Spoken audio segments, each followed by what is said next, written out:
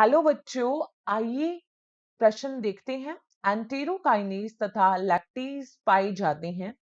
पहला विकल्प है लार में, दूसरा है बाइल में, तीसरा है अग्नाशय रस में और चौथा है आंतरीय रस में।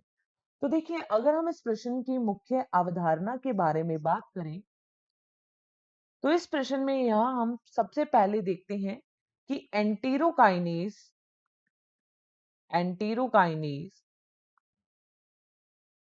व तथा लैक्टेज क्या होते हैं। तो देखो, एंटेरोकाइनेज और लैक्टेज जो है ये एंजाइम होते हैं। ये क्या है? ये एंजाइम है।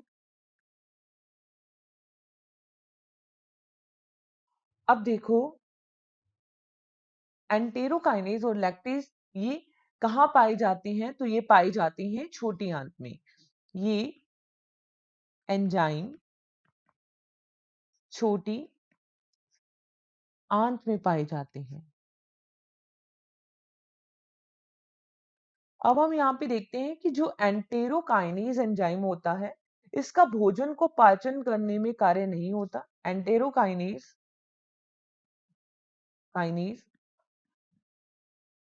भोजन को पाचन करने में सहायता नहीं करता। भोजन को पाचित करने में सहायता नहीं करता।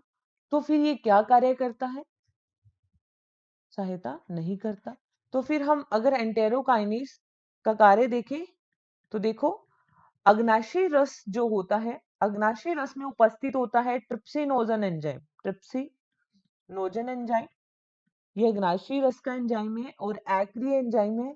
और इसको सक्रिय करने में, ट्रिप्सिन में बदलने में कौन सा एंजाइम काम करता है? छोटी आंत का, छोटी आंत से स्रावित होने वाला एंटेरोकाइनेज एंजाइम, जो कि एक्रिय एंजाइम को सक्रिय कर देता है।